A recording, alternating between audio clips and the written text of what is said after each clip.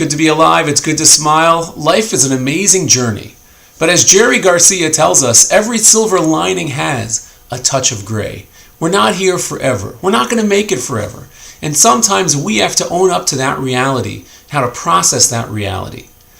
Whenever a friend loses someone close, in the Jewish tradition we have the Shiva, the 7 days of sitting, we have that challenge of how do we relate to death? How do we try to give comfort to our friend?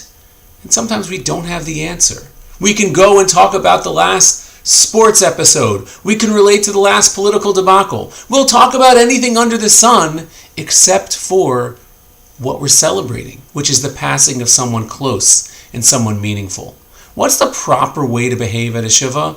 We learn from this week's Parsha. It was the pinnacle, the zenith of Jewish celebration. God's presence had returned after the sin of the golden calf. The Mishkan was finally complete. The tabernacle was built. It was cause for just an uproar of joy. And yet, the death of Aaron, the priest, Aaron HaKohen, his 2 sons, marred the entire celebration. What was the response of Aaron HaKohen? He lost 2 of his 4 children. He lost his 2 holy children. Aaron, we learn, was silent. Silence is a powerful tool. In Spanish, in Espanol, we say silencio es grande, silence is grand.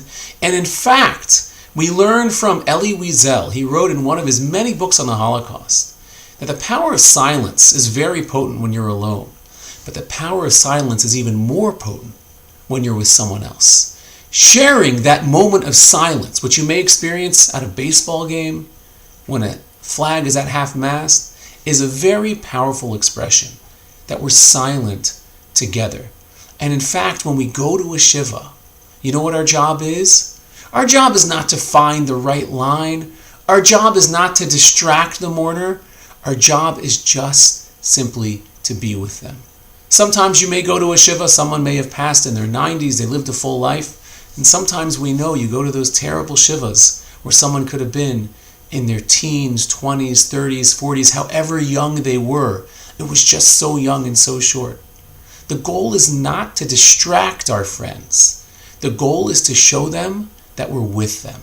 And that can be achieved through silence. So the next time you go to a Shiva, I'm not saying that you have to be a mime, and I'm not saying you can't talk about sports and politics, but be sensitive to their needs. Be sensitive to the fact you may not have the words to say, and if you don't have the words to say, that's okay, and that's fitting. Because the goal of going to a Shiva is not to be seen. The goal of going to a Shiva is to be there with your friend. Sometimes in life, it's expressed through words, and sometimes in life, the greatest expression comes just by being there for someone in silence.